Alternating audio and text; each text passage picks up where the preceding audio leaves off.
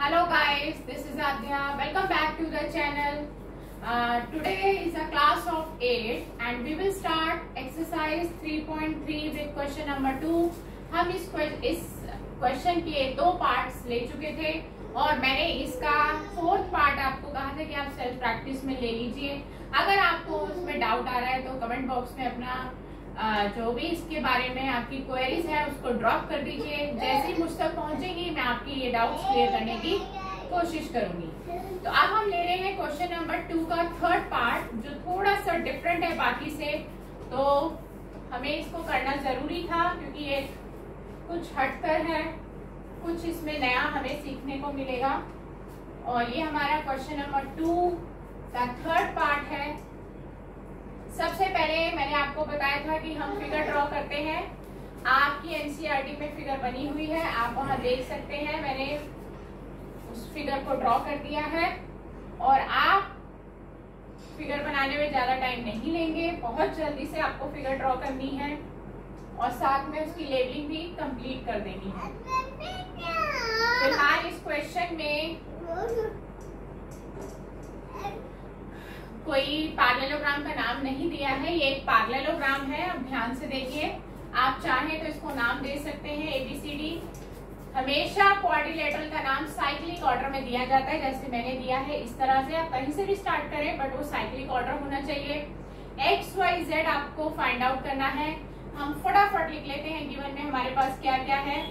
सबसे पहला पार्ट हमारे पास है ABCD इज अ पैरेललोग्राम, यानी कि आप डायरेक्टली पैरेललोग्राम की सभी प्रॉपर्टीज यहाँ पर इजीली अप्लाई कर सकते हैं। और साथ ही साथ आपको यहाँ पर भी एक नाम देना पड़ेगा जहाँ पर दोनों डायगोनल्स एक दूसरे को मीट कर रहे हैं, O, ठीक है। और आपको एंगल्स दिए हुए हैं ABO 30 डिग्री का दिया है। जिस पर एंगल बनता है वो अल्फाबेट सेंटर में आता है, ये बात शायद आप सबको मालूम होगी। इस एंगल का नाम बनेगा ABO। आप चाहे तो OBA भी लिख सकते हैं, एज यू विश। और एक ये बॉक्स बना हुआ है, आप फिगर में देख रहे होंगे। बॉक्स हमेशा 90 डिग्री को इंडिकेट करता है, तो ये एंगल हो गया आपका COD। तो 3rd पार्ट में आपको एक इंफॉर्मेशन और गिवन है, COD 90 डिग्री। ये 3 बातें आपको गिवन है और आपको क्या क्या निकालना है वो आएगा टू फाइंड की कैटेगरी में। और आपको निकालना है X, Y, Z, ये तीनों अननोन वैल्यूज आपको निकालनी है। अब हम इसका सॉल्यूशन देखेंगे, ध्यान से देखिए।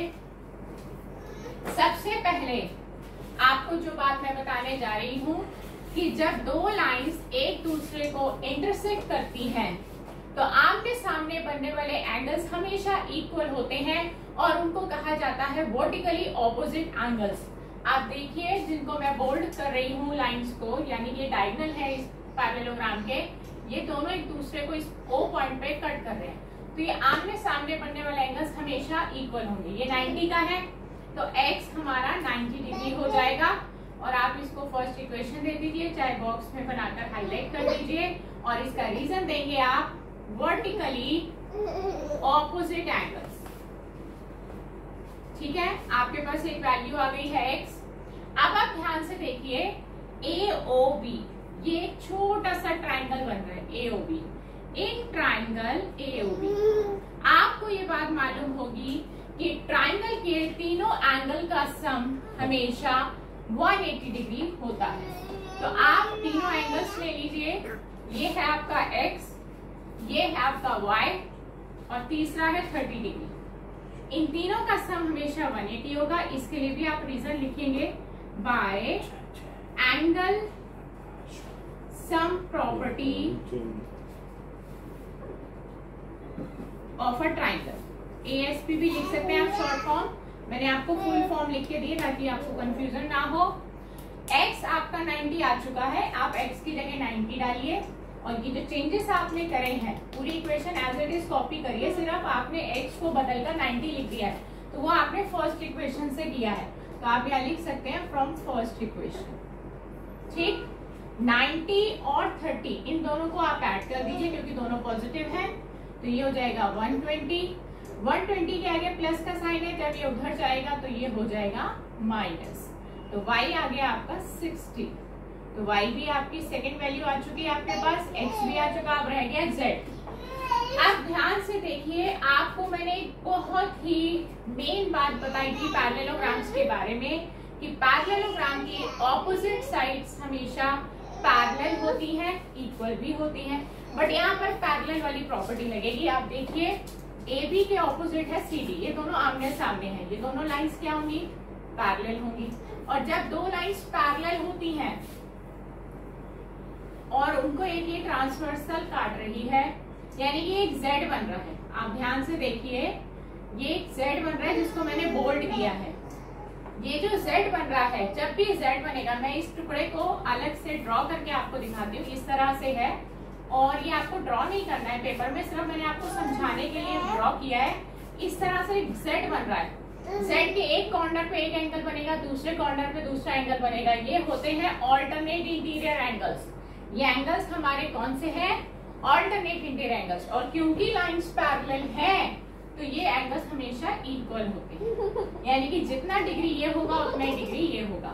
तो अभी फिलहाल y है, आपको यहाँ पे दिख रहा है, यहाँ पे आपका y था और यहाँ z है। मैंने इसको अलग से बना के आपको हाईलाइट किया है। y और z हमारे ऑल्टरनेट इंटीरियर एंगल्स हैं। तो आप यहाँ लिखेंगे z is equal to y और ब्रैकेट में लिखेंगे pair of alternate interior angles are equal. ये interior angles alternate interior angles है और ये इक्वल होते हैं अगर लाइंस पैरेलल हों। फिलहाल यहाँ पे लाइंस पैरेलल थी तो ये हमने इक्वल ले लिया। y की वैल्यू हम 60 निकाल चुके हैं। y की वैल्यू 60 आपने कहाँ से लिया है, फ्रॉम सेकेंड इक्वेशन। तो आप यहाँ पे लिख दीजिए, ये आपका z आ गया है और आप इसको थर्ड इक्वेशन दे सकते हैं। आप इसको थर्ड इक्वेशन दे दीजिए और लिखिए कि आपने ये जो y की वैल्यू 60 रिप्लेस करी है, ये आपने सेकेंड पार्ट से लिया है, फ्रॉम सेकेंड इक्वेशन, राइट। अब आप लिखेंगे फ्रॉम 1, 2 एंड 3। तीनों इक्वेशंस को आप देखेंगे तो आपको क्या क्या मिला, we get x, y, z। आपका सबसे पहले फर्स्ट इक्वेशन में आ गया था x की वैल्यू आ गई थी 90, y की वैल्यू आ गई है 60 और z की वैल्यू भी आ गई है 60। ये तीन अननोन वैल्यूज आपको फाइंड आउट करनी थी। तो आज इस क्वेश्चन में थोड़ा सा ये क्वेश्चन लेंथी हो गया, लेकिन हमने सीखा कि यहाँ पर कब ऑल्टरनेट इंटीरियर एंगल लगते हैं, कब वर्टिकली ऑपोजिट एंगल इस्तेमाल होते हैं और कब ट्रायंगल के तीनों एंगल का सम 180 प्रॉपर्टी हम इस्तेमाल कर सकते हैं। क्वेश्चन एक था बट हमने यहाँ पर 3 डिफरेंट प्रॉपर्टीज को अप्लाई करना सीखा।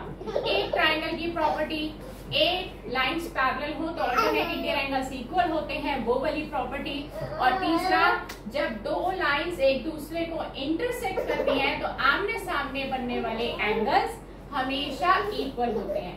तो इन 3 प्रॉपर्टीज को हमने अप्लाई करना सीख लिया है। तो नेक्स्ट क्लास में हम इसका एक पार्ट यानी कि 5th पार्ट लेंगे, वो भी थोड़ा सा लेंदी है पर उसमें भी हमें कुछ नया जरूर सीखने को मिलेगा। तो जिस तरह से आज तक आप मेरे साथ जुड़ते आ रहे हैं, आने वाली वीडियोस में भी जुड़ते रहिए और बहुत अच्छे से अपना ख्याल रखिए, मैथ्स की प्रैक्टिस करते रहिए। Good bye friends.